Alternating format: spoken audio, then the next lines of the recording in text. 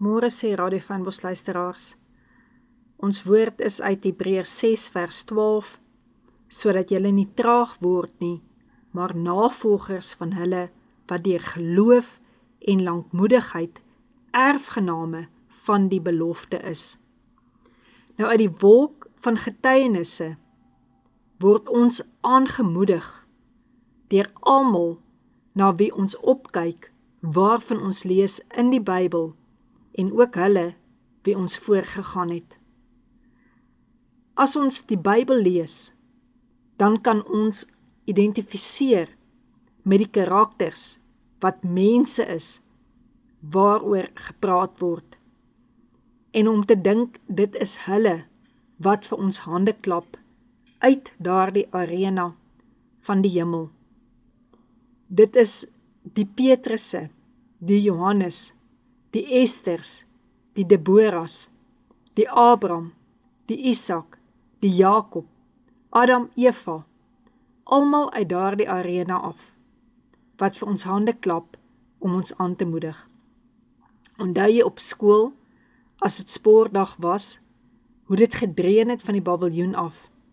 Kan jy onthou hoe ons altyd daardie lied gesing het, hou bene hou, waar ons aangemoedig was om uit te hou en aan te hou, as ons gehardloop het, en hulle het gesien, dit is daar die laaste ronde.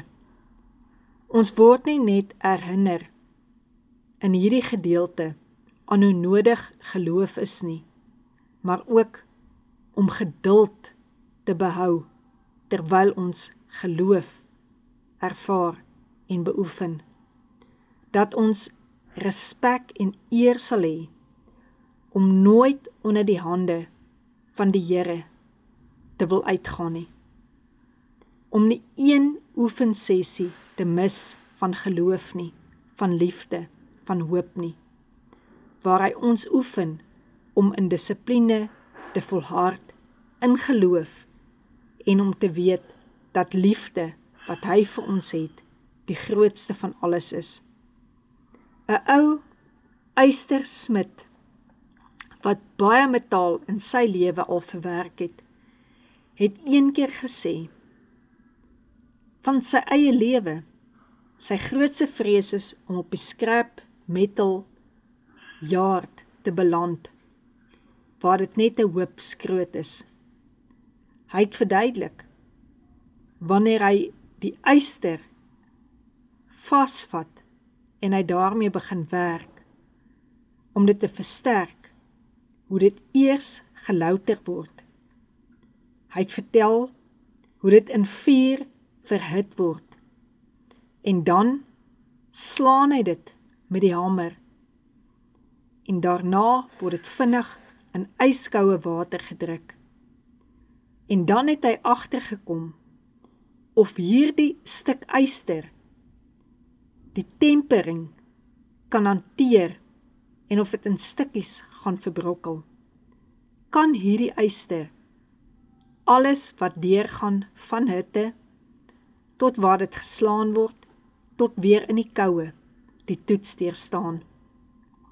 En na 2 of 3 keer, kan hy al sien, of hierdie yster daardie toets sal deurstaan. En as dit nie die toets deurstaan nie, dan gooi hy hierdie yster op daardie hoop van metaal, wat naderhand net goed genoeg is, om vir gewig verkoop te word. En so het hy ook gesê, elke keer, as hy besig is met hierdie yster, het hy aan sy eie lewe gedink. En daarom is hy in eerbied, om vir God tot beskikking te wees, en om nie net doelloos te lewe nie. Hebreërs 12 vers 1 vertel vir ons van hierdie tigtiging. Hy sê dit is op die oomblik nie 'n saak van blydskap nie, maar dit is 'n saak van droefheid. Maar later gaan dit 'n egter vredevolle vrug van geregtigheid is vir die wat daardeur geoefen is. Op daardie oomblik, wanneer ons die hitte voel van druk en ons ervaar daardie tigtiging asof dit houe is wat op ons reën, en ons word skielik in hy koue water gedruk, is dit nie vir ons maklik nie.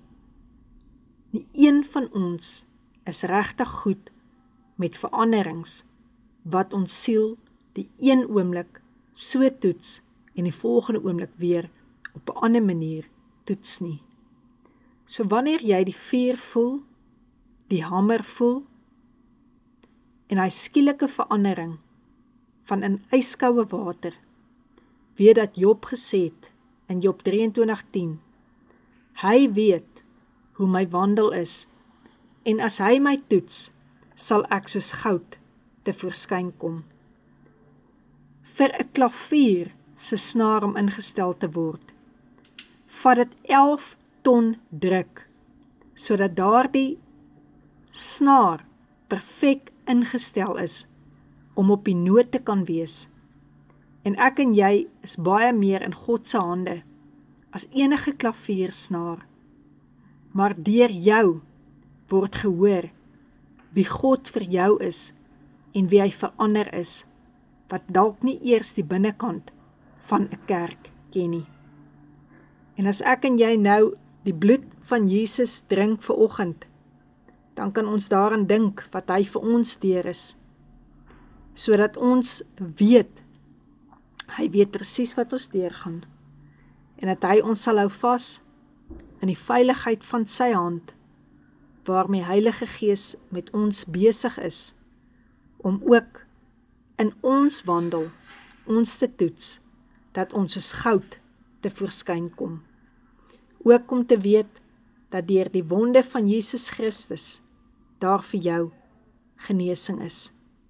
Hy maak nie seer nie, hy maak heel, en hy maak beter. Amen.